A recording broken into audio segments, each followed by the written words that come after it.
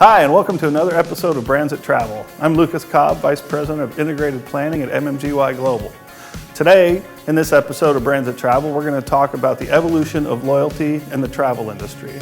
We'll be talking to two experts in loyalty for the travel industry, Noah Brodsky, who's SVP of Worldwide Loyalty at Wyndham Hotel Group, and Josh Belkin, VP and GM at hotels.com North America. We'll also be getting input from Katie Briscoe, our SVP of Client Services.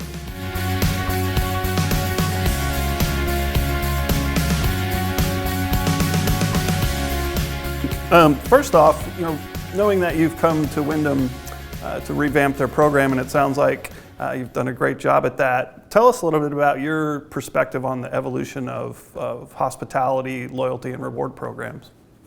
I think that loyalty programs are in a really exciting stage right now. The loyal customer is being more loyal than ever before, and it's a great opportunity for companies to continue to win loyalty. One of the perplexing things about that, though, is so many loyalty programs are making the programs more and more complicated. You see them more and more prevalently throughout the in-hotel experience and throughout the entire booking process. Yet when you actually try and go use them, it's really complicated. Wyndham Rewards, seeing that trend, tried to do exactly the opposite and make our program as simple and straightforward as it could be. You see so many programs adding more and more tiers to redeem, and you never know what you're going to need, when you're going to need it. We've gone really simple and just said 15,000 points, get you a free night anywhere, anytime, no blackouts. It's simple. Let's talk a little bit about OTAs and sort of their penetration into the loyalty game. As it has become, a price comparison game to some extent, how do you feel like OTAs have sort of shifted your model and approach with brand loyalty programming?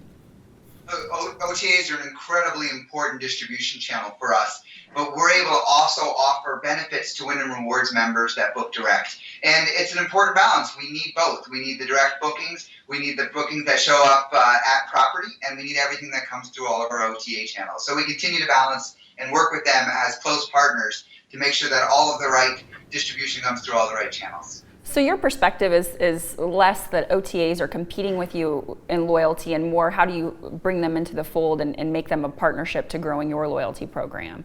Absolutely. There are going to be people who want to book different ways forever. And whether that's through traditional travel agents, online through OTAs, through a call center, or by going and showing up directly at the property. And we want to make sure that our members know that they can book any way they want. There are going to be some extra benefits if they book direct and get those Wyndham Rewards points, but we certainly want their business any way they want to come. I had a question, Noah, about credit card and their application as part of loyalty reward accrual. I saw somewhere where there's some 50% of points anymore are accrued through purchases that aren't necessarily hospitality related, say on a Southwest Visa card or Marriott MasterCard. There are credit card companies that haven't applied points. Yeah, so how does that play into your mix, and how does that work for the benefit of the brand? Look, credit cards are something you use every day, and travel is something you only do occasionally. And it is fantastic when someone pulls the Wyndham Rewards card out of their wallet to buy groceries or buy gas, because it makes them think of that dream vacation. Again, it's loyalty programs in the travel space are aspirational. They're all about dreaming about where you're going to go and where you're going to take your family. And if you can get a little slice of that every single day by using our credit card and swiping it, and you can earn some points to save up for it, then that's fantastic. And it's a great brand builder for us. Well, I'll segue into, I know part of your responsibilities at Wyndham are overseeing the global social media marketing group. Can you talk a little bit about how you feel like social marketing plays into the growth of your overall loyalty program, and has that shifted over time? It definitely continues to shift and grow. We see a ton of engagement in social media. For Wyndham in particular, we've got a spokesman called the Wyndham Rewards Wizard, which is a character in the game. I think he's behind me looking at us here. It's also a character in the Game of Thrones. And that has brought an incredible amount of social media presence to us and to him. And we're able to leverage that and, again, keep Wyndham Rewards top of mind. We've seen awareness set new records, and a huge amount of that has been through social media, with millions of views across YouTube and Facebook of him and his videos, and We're reaching lots of engagement with his Twitter channel at Wyndham Great. Wizard, and it's a lot of fun. So along that train of thought, your successes sound amazing. Do you look to any other brands that are performing as well or at an aspirational level for you in social media? I think inside or outside of the industry is interesting to us. Yeah, certainly a brand that we look at both for its social media presence as well as for its loyalty program is Starbucks. You know, they have such an incredibly loyal following, and talk about a group of people who will travel farther or pay more. Mm-hmm. You know, it's really an incredible product. What they've done with their loyalty program, again, it just nails it on simplicity. Buy 12, get one free. That's it. You know, it's such an easy message, and they're using their social and their email and all of their communication methods to really make sure they're getting out with a reinforcing message against their core brand, but also to challenge consumers to buy more and spend more and do different behaviors based on their past behavior. I want to talk a little bit about personalization and its role in loyalty programs. You know, part of loyalty is to feel, certainly being allegiant to a brand, but ultimately you want to feel like a brand knows who you are and appreciates the contribution to the business. Can you talk a little bit about what role personalization plays and what is largely a simple, somewhat blanketed loyalty program? Yeah, so first off, you nailed it that we're after simplicity because we believe our guests are aspirational and they just want to keep it simple and go where they want to go. You know, the personalization piece about that is making sure that we're sending them a message about where they can go and redeem and earn based on some of their past behaviors. And so if there's somebody who every single summer goes to Orlando, let's send them great messages about Orlando and how they can use their points in Orlando. If we have another customer who likes to travel all around the world and we've seen them both earning and redeeming around the world, let's make sure that we're smartly sending them messages like that. And that's the first level of personalization, just looking across broad segments and making sure that we're marketing to those segments more broadly. I think the more interesting future of personalization is when we start understanding a more complete view of a customer based not just on their past behavior with us, but also on other things that they want to share with us, like what else they like on Facebook or what else they're buying across different categories. And that's when I think it gets really interesting, when we're in the future going to start being able to create really interesting packages that are very unique and personally tailored to each individual consumer.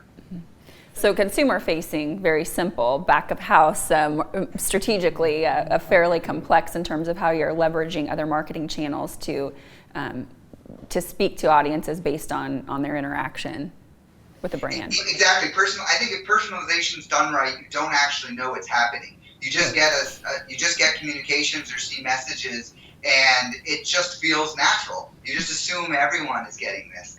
I think we have time for a few more questions. My question is related to the distinctive brands under the Wyndham umbrella and having a Wyndham Rewards program that ultimately speaks to, I mean, we're aware of some positioning that the marketing team at Wyndham's working on for the upscale brands, the Wyndham Grands with the folding in of Dolce last year. Ultimately, do you see the behavior changing between the more economy brands, the Days Inn, the Super 8s, and how you have to cater to a loyal audience at a more upscale level? There are absolutely differences, though one of the things that we see very consistently is that our loyal consumers stay across a wide variety of our brands. And we see that they travel up or down one segment. So if someone is an economy stayer, they're often staying in mid-scale as well. If they're mid-scale, they're going up to upper upscale. And so we know that we've got the portfolio where people are moving around between those brands, and they do have different expectations. If you're in a Dolce, you're going to have a different set of expectations from the property as well as from your loyalty program than if you're at an economy property. But because we know they're traveling across locations, and most importantly, because we know they always want to redeem up, they want to redeem a level nicer than they typically are staying, that's where we can really leverage the power of that broad set of brands to make sure that we're telling people all about those great aspirational redemption opportunities. Did you, of your audience that you surveyed, were none of those elements really as important as just getting to that free night?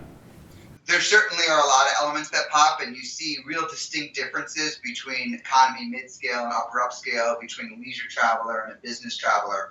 But when it comes to making the purchase decision and deciding if they're going to, again, pull right or pull left. So if you know that we've got location figured out and you know that the prices are going to be about the same, that last thing that brings them over the edge, that's loyalty. And with us and with our customers and broadly, we know that the most important thing in loyalty is that free night. So while all the other stuff is great, and along with a hot breakfast and a clean room and a friendly staff, the thing that we can be best at, the thing that we can truly stand out with, is that simple value proposition and that incredible portfolio around the world. And so you don't, given, and it's a very natural inclination as you collected these rewards, staying at the Super 8 or Days Inn when you're on the road, 100 nights of the year, and then you want to take your family to a Wyndham Grand resort in Orlando, Bonnet Creek perhaps. Is that a loss leader for the company? I mean, certainly creating a loyal base. At what point do you grow concerned about, the profitability of the loyalty program? To us, loyalty is someone who says, I will travel further or I will pay more to stay at a Wyndham hotel. We have 7,500 hotels around the world, and when you're driving down the highway, any highway, almost every single exit, you're going to see some of our hotels. And to us, a loyal customer is the one who, when they take the exit, it doesn't matter if one is a couple of blocks different than the other, they take that exit and they take a right turn into the Super 8. They take a right turn in the Days Inn because they know they're going to earn their Wyndham Rewards points that night. And if there isn't a Super 8 or a Days Inn, they're going to go one more exit to find one because they want those points. That's loyalty. So Simon Sinek said that loyalty is when people are willing to turn down a better product or a better price to continue to do business with you. That loyal customers often don't even bother to research the competition or entertain other options. That loyalty is not easily won. Repeat business, however, is. So can you start out by talking to us about what loyalty means to Hotels.com and ultimately how you all are currently approaching loyalty programming? Absolutely. No, thanks for having me, Katie and Lucas. Hotels.com has been around coming up on 25 years this year. And we've had our loyalty program, Hotels.com Rewards, for over 10 years at this point, and it's really a core part of our business.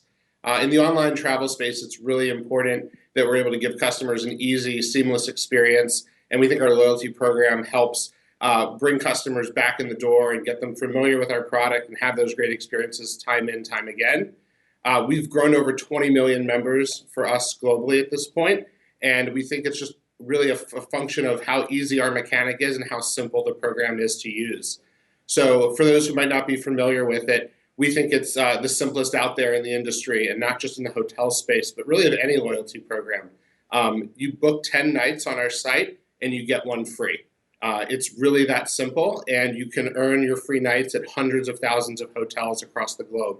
So it really gives the customer a lot of flexibility no matter where their travels are. So just curious, how many folks or how many nights did Hotels.com actually pay out last year in terms of the loyalty program? Well, since we started the program, we've given away over 4 million free nights, just to give you a sense of the magnitude of it. And that number continues to grow, obviously, over time. And we really think it's a big differentiator for us in the online travel booking space because our program's so simple and we think so rewarding to the customer. So from an OTA perspective, is that comparing to the other OTAs out there, do you think you guys have a leg up? I mean, it seems like with the history and the scale that I know Expedia seems like they started theirs, whether a couple years ago or a few years ago. Can you kind of put yourself in the place of the hierarchy of all the other OTAs? And we think it's the simplest and richest program out there in the space.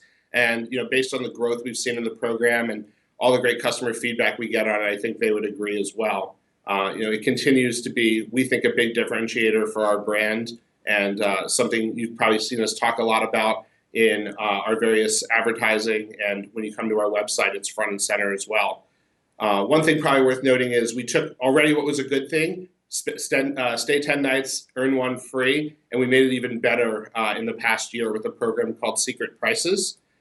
Secret Prices is an opportunity for loyalty members to get even lower prices on thousands of hotels around the world just for being a member of the loyalty program.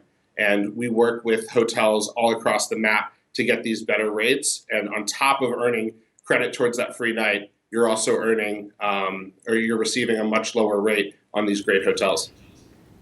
Right, so added value for those folks that have already signed up. Exactly. Great, And great. that was really a direct response to customer feedback that we'd heard, that customers wanted to continue to be rewarded as they went, and we said, let's go design a program that delivers that. You're probably, imagine, a very frequent traveler as we are. What is, just as a traveler, what being that, your ability to get to a certain tier or to earn certain benefits been deteriorating? So I'd say at a macro level, it's probably a sign that these programs are working, right? That people find a lot of value in them, people are really engaged with them, and as a result, the travel companies are saying, "Whoa, I still need to make a profit here." So they need to maybe readjust their math. But with our program, like I said, it's what you put in is what you get out of it. So when you earn that free night, it's the average of what you spent on those past 10 nights, which is pretty clear cut, pretty simple, and exactly when you hit that free night and what it's worth. So, but you're right. There's definitely a lot of movement always in the loyalty space in the travel industry, and something that customers definitely should keep. So talk about a bit your relationship with the brands. Obviously, brands are certainly trying to drive loyalty to book direct, and given your business model, there, you want share through hotels.com. Who do you think's nailing it now? Outside of hotels.com, of course. Sure. And then even looking beyond, our industry, who do you think is nailing it, just from a consumer perspective? Well, if I go off my personal experience and what seems to show up at my doorstep multiple times a week, I would say Amazon Prime. I think it's really interesting that they've taken it to, you're actually paying to be part of that program every year, but it's well worth it. And if the definition of a loyalty program is getting the customer to buy more with you and give you greater share of wallet, Amazon Prime has won me over, because I know every time I use it, I'm feeling better about that $99 purchase I made for my membership, because it solves the two biggest issues in online shopping: not wanting to pay for shipping and not getting it fast enough. And the more I use it, the more that $99 is worthwhile. Oh, that's great. I like that perspective, because there are a number of membership programs in the marketplace that actually charge an annual fee, say, for increased amenity. Do you have a perspective on that? And is that a viable model in hospitality? I think in the Amazon example I gave you, I think what's so interesting about them is they have been able to prove a model where we can charge you for it. And whether you call it a membership program or a loyalty program, in many ways they are one and the same, because it's ultimately getting you to use that product more and feel good about it and tell your friends about your great experience. So whether it's paid or free, I think they do serve the same purposes. In the travel space, you're right. I think most of the programs are free to enter, free to join. Ours certainly is. And that could be an area to watch in the next couple of years for sure, if that evolves in travel. I'm curious and I think I already know what you're going to say, but it's worth asking. What do you think the mistake that is made in terms of structuring loyalty programs within our industry, within the hospitality industry? What do you think is the most common mistake that's made in producing these sort of viable programs that build brands and ultimately build businesses? I mean, I would say you shouldn't need a PhD to figure out the rules of how a loyalty program works, how you earn, how you redeem, which is obviously why we keep our program very simple and make it very transparent to the customer. But with the constantly changing rules and currency values, it can be tough to keep up as a customer. And should you spend your points now? Should you spend them later? Certainly a question mark, and something I'm often doing with my own loyalty accounts from other companies. Something that keeps coming up as we talk about constructing a meaningful loyalty program across different types of businesses within the travel spectrum is this new expectation of consumer personalization and how effective that is. Can you talk about how personalization has changed your approach? Yeah, absolutely. I mean, our business has very broad appeal, we believe. Our loyalty program has very broad appeal. So what that means is we have all kinds of travelers using our business for all kinds of trip types. So being able to customize that experience is key. So recommending the right hotels based on your search criteria, being able to even recommend alternative destinations that might make sense is important. Being able to personalize the way you engage with us, we think is really important. At hotels.com, more than 1 in 3 of our bookings now come through a mobile device. So making sure that we simply have parity on a mobile platform with what you can do on our desktop website is super important, so that customers can book however, whenever, wherever they choose. So being able to just tailor our offering to all those different trip types and all those different customers. Do you see any correlation with the reward program membership and app downloads? Is that something that your rewards members use more than they would use the website, for instance? Yeah, we definitely see a lot of mobile app usage happening from those really loyal customers, because so much of the benefit of that app is you can pull it right out of your pocket on your phone and just make that booking. And for those who are already familiar with us and have used us before, they're naturally going to have the app, we hope, and continue to have comfort in transacting with us that way. And we bring all the features of the desktop to the app, so you can see your reward balance right there. You can redeem your free night on the app. So we definitely see a lot of loyal customers loving and using the app all the time. Do you think that OTAs do have an edge in this loyalty game? So I think unique with our program is we're not tying you to any one chain or any one supplier. So I know there's been some research done that customers will be members of many loyalty programs and they'll jump around and ultimately still stay where they want to stay. We don't make you make that compromise, because you can stay wherever you want to stay no matter what the trip type is, and know you're still earning that common currency. Thanks, Noah, Josh, and Katie for the great discussion. Thank you to all of you for tuning in. Please join us next time for another episode of Brands That Travel.